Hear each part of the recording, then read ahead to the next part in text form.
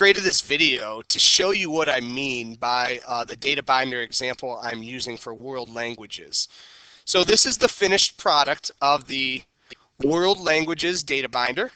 And I just want to kind of review over it with you and show you what I meant or what I mean by all these different categories. So up here we see we have the general world language skills.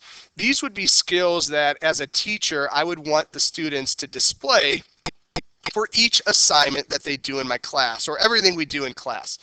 Again, I'm not a world language teacher, so I apologize if these are stereotypical or if these are not things that you would use. You're not going to hurt my feelings if you change all of them out. This is something when I was in junior high school, I remember my Spanish teacher, she nailed us on these every day. So these would just be something that I would want my students in a routine every day, that when they're going to leave this class, these are 4 skills that they're going to definitely leave with. These targeted world language skills over here, this is going to be specific to the topic or the assignment that we're studying. So if we were going to study food, I would write food in here. That was my favorite day every year, every time when I took Spanish. So if this is standard 10, I would write standard 10 here. So then I would have the students do some sort of performance assessment to display their knowledge of the food. Now, to get here, what I did was I actually created this world language form, and this is linked on the presentation that I have created for you. There's a resource page where it's linked.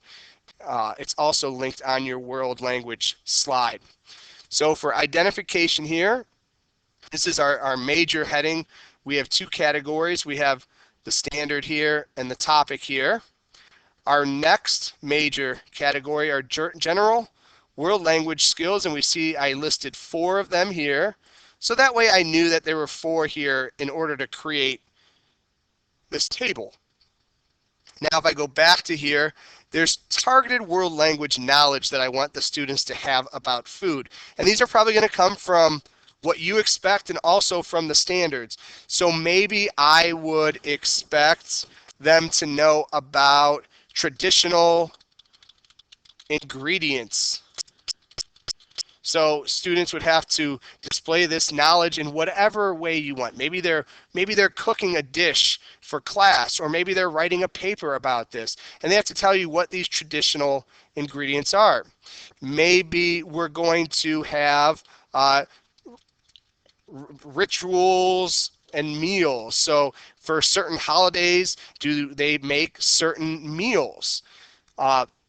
So these would be 2 of the knowledge of the content standards that I would have. Now, if you have 3, that's great. Let's say I can't think of 3. That's all right as well. I'll show you what I would do in my data binder. If there were only 2 skills or basic knowledge that they would need, all I would do is I would click on this box. I'd go up here to more, and I'd just black out that box because we don't need that box necessarily. But let's say you had a 3rd idea.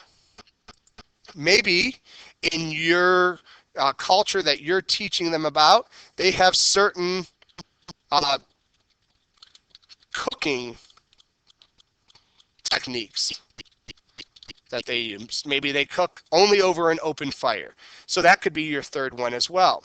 So then the students would do their performance assessment. Like I said, this could be anything. They could write a paper about this.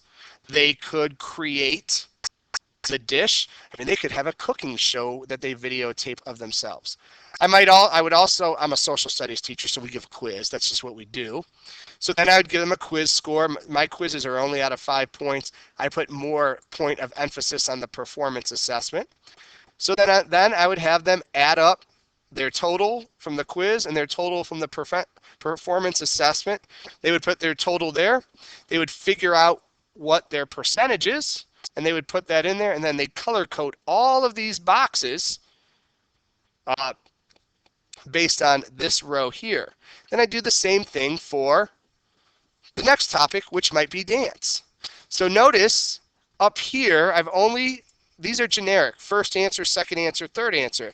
That way, whether we're talking about food or dance or history, it fits into the data binder. So I hope this clears up what I meant by this world language data binder.